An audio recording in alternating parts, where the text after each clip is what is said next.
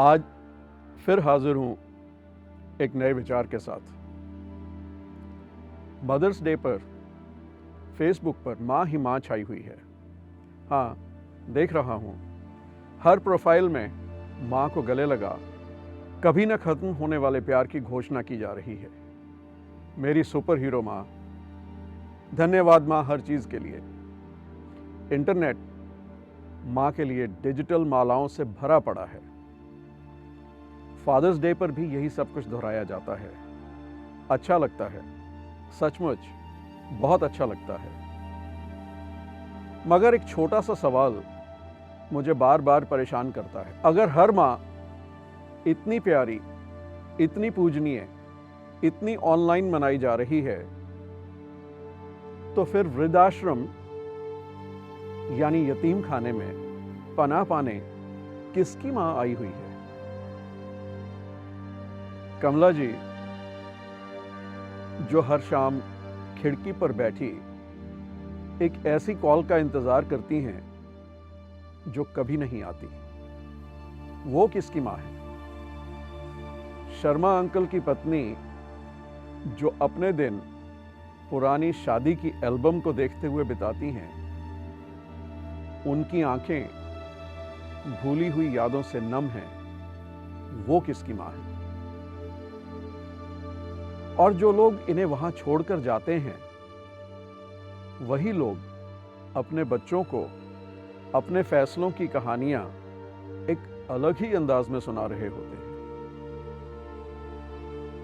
मां को अपनी आजादी चाहिए थी, मां को यहां का शांत जीवन पसंद था, मां ने ही जिद की थी।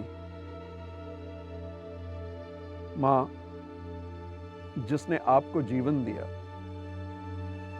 जिसने अपनी जवानी, अपने सपने, अपने आराम को आपके लिए कुर्बान कर दिया, जैसे आपको छोड़ना उसका एक बड़ा फैसला था। उसने अपने बुढ़ापे में अपने ही घर की गर्माहट की बजाय साझा भोजन और निर्धारित मुलाकातों या तयशुदा मुलाकातों वाला जीवन अपनी इच्छा से चुना था। विडंबना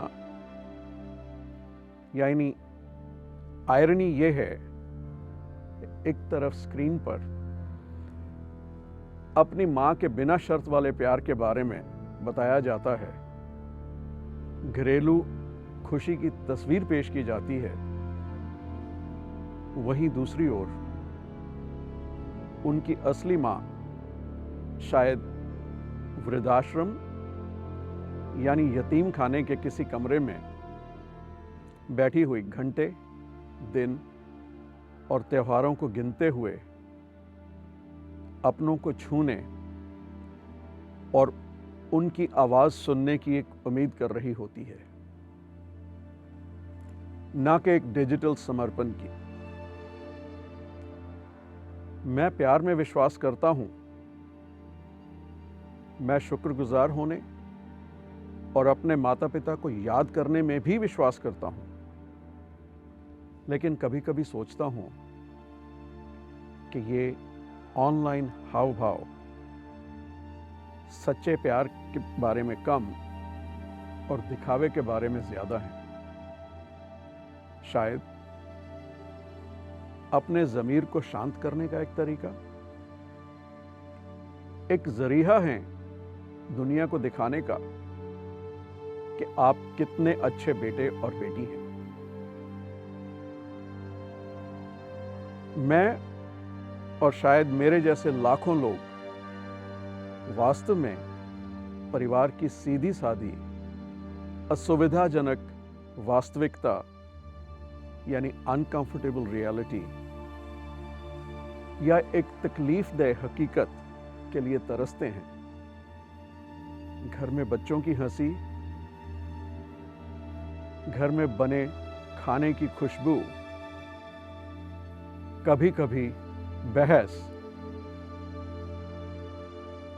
और अपनों के होने के एहसास को भी तरसते हैं। मैं अभी इन ख्यालों से उभरा भी न था कि एक शख्स जो अपने माँ बाप को कुछ समय पहले वृद्धाश्रम यानी यतीम खाने में छोड़कर गया था, वहां के मैनेजर से मिलने आया। अपने पिता को उनके साथ हंसी मजाक करता देख हैरान हो गया। मैनेजर को अकेले पाकर उसने पूछा कि क्या आप इनको पहले से जानते हैं? मैनेजर ने कहा, शायद 25 या 30 साल से, जब ये और इनकी पत्नी जो सामने पेड़ के नीचे बैठी हैं, एक लड़के को गोद लेकर गए थे। आप इस वाक्य से क्या मतलब निकालना चाहते हैं, यह मैं आप पर छोड़ता हूं, मगर मैं इन शब्दों से पूरी तरह हिल गया था। तो हां, फेसबुक पर फेसबुक के माता पिता के प्यार को खिलने दो, इंटरनेट को उनकी प्रशंसा या तारीफों के गीत गाने दो,